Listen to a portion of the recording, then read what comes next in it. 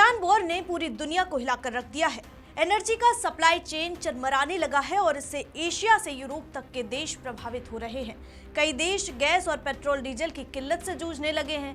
इन सब के बीच प्रधानमंत्री नरेंद्र मोदी ने 5 देशों के प्रमुखों से बात कर एनर्जी फैसिलिटी पर अटैक की निंदा की है, क्योंकि पश्चिम एशिया में छिड़ी जंग ने दुनिया को हलकान कर रखा है। कई देश ऊर्जा संकट के दौर से गुजर रहे हैं। पाकिस्तान, नेपाल, श्रीलंका जैसे देशों में पेट्रोल डीजल के साथ ही गैस की कमी से हालात बेकाबू होते जा रहे हैं। स्थिति को देखते हुए इन देशों ने कीमतें भी बढ़ा दी हैं, जिसका असर जनता पर सीधे पड़ रहा है। तमाम देश ईरान युद्ध को बंद कराने में अपने अपने स्तर से जुटे हैं। अब प्रधानमंत्री नरेंद्र मोदी ने इस दिशा में पहली बार सामूहिक तौर पर बड़ी पहल की है।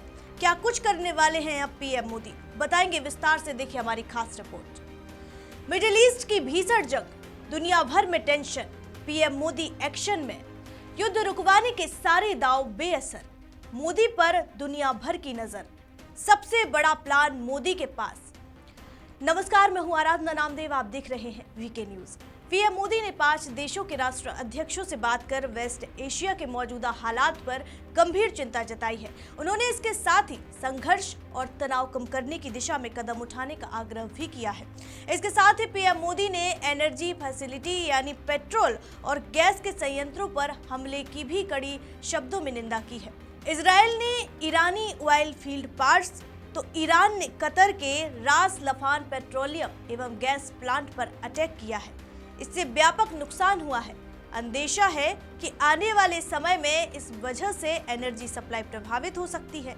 वेस्ट एशिया में बढ़ते तनाव के बीच भारत ने कूटनीतिक स्तर पर सक्रियता तेज कर दी है। प्रधानमंत्री नरेंद्र मोदी ने गुरुवार 19 मार्च को कतर, फ्रांस, जॉर्डन, ओमान और मलेशिया के नेताओं से अलग अलग फोन पर बातचीत कर क्षेत्र की स्थिति पर गहरी चिंता व्यक्त की है और तनाव कम करने के लिए संवाद और कूटनीति पर जोर दिया है।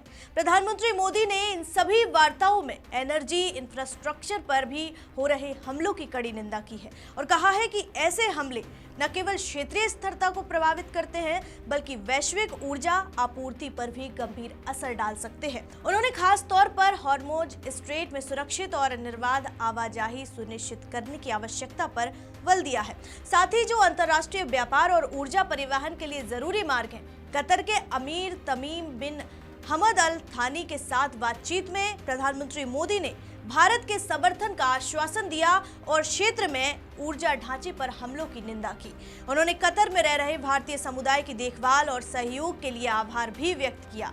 जॉर्डन के किंग अब्दुल्ला द्वितीय से बातचीत के दौरान प्रधानमंत्री मोदी ने उन्हें अग्रिम ईद की शुभकामनाएं दी और क्षेत्रीय हालात पर चिंता जताई। दोनों नेताओं ने सहमति जताई कि संवाद और कूटनीति ही शांति बहाली का एकमात्र रास्ता है। साथ ही पीएम मोदी ने जॉर्डन द्वारा संकटग्रस्त क्षेत्र से भारतीयों की सुरक्षित वापसी में निभाई गई भूमिका की भी तारीफ की है। साथ ही फ्रांस के राष्ट्रपति एमेनुएल मैक्रोन ने बातचीत में भी प्रधानमंत्री से तनाव कम करने और कूटनीतिक प्रयासों को प्राथमिकता देने की आवश्यकता पर जोर दिया है। दोनों नेताओं ने वेस्ट एशिया में शांति और स्थिरता बनाए रखने के लिए आपसी समन्वय जारी रखने पर सहमति जताई है। तो वहीं ओमान के सुल्तान हैथम बिन तारिक के साथ भी हुई बातचीत को प्रधानमंत्री ने प्रोटेक्टिव बताया। उन्होंने ओमान की संप्रभुता और क्षेत्रीय अखंडता के प्रति भारत की प्रतिबद्धता दोहराई और संकट के दौरान हजारों लोगों, खासकर भारतीयों की सुरक्षित वापसी में ओमान की भूमिका की सराहना की। पीएम मोदी ने मलेशिया के प्रधानमंत्री अनवर इब्राहिम से भी बातचीत की है। उन्होंने वेस्ट एशिया की स्थिति पर साझा चिंता व्यक्त की है। दोनों देशों ने तनाव कम करने और शांति बहाली के लिए कूटनीतिक प्रयासों को मजबूत करने पर सहमति जताई। पश्चिम एशिया क्षेत्र में हालात लगातार गंभीर होते जा रहे हैं।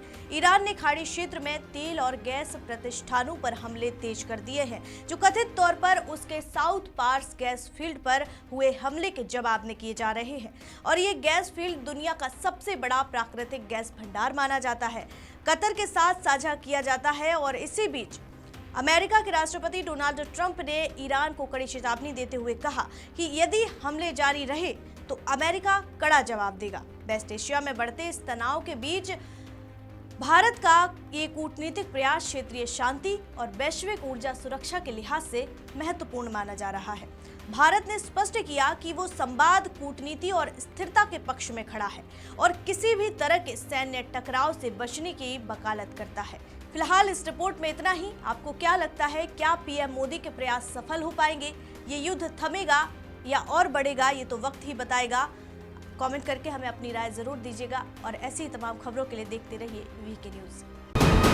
वीके न्यूज, राष्ट्र के नाम।